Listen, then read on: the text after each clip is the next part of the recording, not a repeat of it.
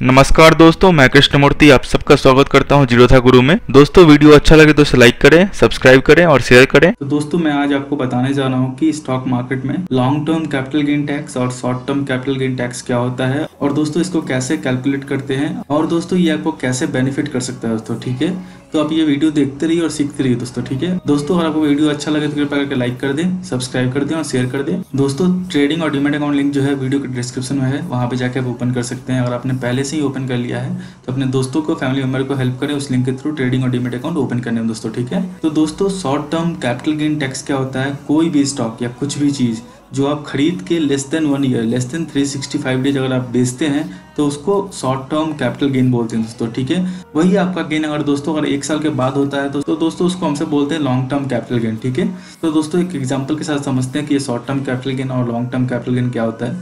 दोस्तों ये देखें, ये आपका HDFC बैंक का शेयर प्राइस है, वो 914 चल रहा है अभी। ठीक है, आपने क्या किया था, आपने 26 यहाँ पे देखें दोस्तों, डेट दिख रहा हो आपको, 26 Feb 2016 को आपने मान लो 1 लाख का आपने ये स्टॉक बाय किया एट 480 लेवल दोस्तों। ठीक है, 480 पे आपने 26 Feb को 2016 को 1 लाख का जो स्टॉक है HDFC बैंक का आपने बाय किया। ठीक है, हुआ क्या, विद इन 7 मंथ दोस्तों आपका जो गेन है वो 35% हो गया। मतलब आपने 1 लाख इन्वेस्ट किया था, आपका उसका जो गेन हो गया वो 35,000 हो गया दोस्तों। ठीक है, क्योंकि इस 7 मंथ में जो HDFC का प्राइस है वो 480 से दोस्तों 648 चला गया दोस्तों। ठीक है, इसमें आपको 35% गेन हो रहा था। ठीक है, ये देख लें, ये देखें दोस्तों 35% आपको गेन हो रहा है। ठीक है, तो आपने क्या किया, आपने मन बनाया कि ठीक है ये 35% गेन जो है मैं बुक करता हूँ, मुझे और वेट नहीं करना क्योंकि मार्केट आगे फॉल कर सकता है दोस्तों। ठीक है, आपको लगा, आपने प्रॉफिट बुक कर लिया दोस्तों। ठीक है, आपने जो 1 लाख का इन्वेस्टमेंट किया था उसमें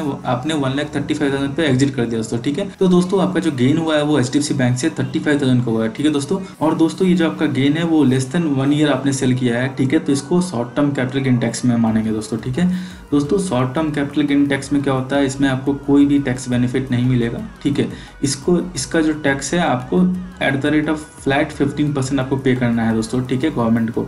आपका मान लो इनकम 10 लाख है तो 10 लाख में 35,000 भी ऐड होगा, लेकिन वो 10 लाख का मान लो 10 लाख का आपका 10 लाख का इनकम का स्लैब है 30% का आपका इनकम टैक्स स्लैब का।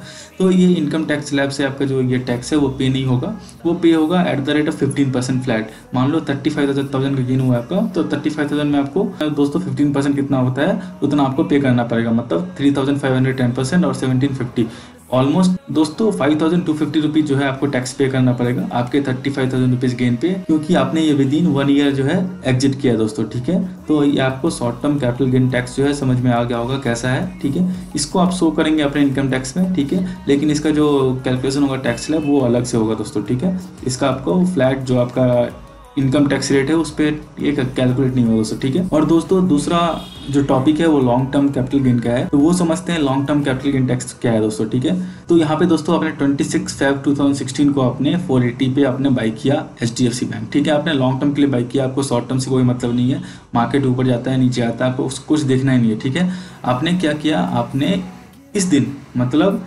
2019 को आपने एक बार प्राइस देखा कि HDFC बैंक का प्राइस कितना है। ठीक है दोस्तों जो आपने 26 Feb 2016 को लिया था 480 का स्टॉक 1 लाख रुपीस का, वो हो गया है आपका 1280 का प्राइस हो गया है वो आपको 20 दिसंबर 2019 को दोस्तों। ठीक है, ये 3 साल के अंदर, 3-3.5 साल के अंदर दोस्तों, 3.5 ईयर के अंदर ये जो है आपको 800 रुपीज़ का पर शेयर गेन हुआ है। ठीक है दोस्तों, तो जो आपने 1 लाख का इन्वेस्टमेंट किया था आपने HDFC में वो हो गया है 2.7 लाख का दोस्तों। ठीक है, इसमें आपको नेट गेन हुआ है 1,70,000 रुपीज़। ठीक है, तो दोस्तों इसका जो आप टैक्स कैलकुलेशन है वो जानना चाहते हैं कैसे होता है, तो दोस्तों अभी के टैक्स रेट के हिसाब से 1920 जो टैक्स स्लैब है उसके हिसाब से अगर आप कोई भी स्टॉक 1 ईयर आफ्टर सेल करते हैं, मतलब लॉन्ग टर्म में सेल करते हैं, ठीक है, तो उसमें क्या है अप टू 1 लाख रुपीज़ जो आपका गेन है वो उस पर कोई टैक्स नहीं लगेगा, और 1 लाख से ऊपर जितना आपका गेन हो रहा है उस पर फ्लैट 10% टैक्स लगेगा दोस्तों। ठीक है, तो अभी क्या हुआ, आपने 1 लाख इन्वेस्ट किया था, उसका वैल्यू हो रहा है अभी दिसंबर 2019 में 2.7 लाख दोस्तों। ठीक है, तो ये तो 1 लाख रुपीज़ आपका प्रिंसिपल हो गया, इस पर तो कोई टैक्स लगने का सवाल ही नहीं होता दोस्तों। ठीक है, जो आपका गेन हुआ है दोस्तों आपका 1,70,000 का, उस 1,70,000 में दोस्तों आपको 1 लाख रुपीज़ पे कोई टैक्स नहीं पे करना, रेस्ट आपका जो 70,000 रुपीज़ है, 70,000 रुपीज़ पे आपको सिर्फ 10% 7,000 रुपीज़ पे करना है दोस्तों, ठीक है। तो शॉर्ट टर्म गेन और long term capital gain tax में आप दोस्तों समझ गए होंगे। Short term capital gain tax में जहाँ पे आपको 35,000 के प्रॉफिट पे आपको 5,250 रुपीज़ पे करना पड़ रहा था, यहाँ पे आपको 1,70,000 के प्रॉफिट पे सिर्फ 7,000 रुपीज़ पे करना पड़ रहा है, ठीक है दोस्तों, long term capital gain tax में, ठीक है। तो दोस्तों ये हुआ difference short term capital gain और लॉन्ग टर्म कैपिटल गेन का। और इसमें आपका टैक्स इम्प्लीकेशन जो आपका लग रहा है अभी के हिसाब से 1920 टैक्स रेट के हिसाब से, वो मैंने आपको बता दिया दोस्तों, ठीक है।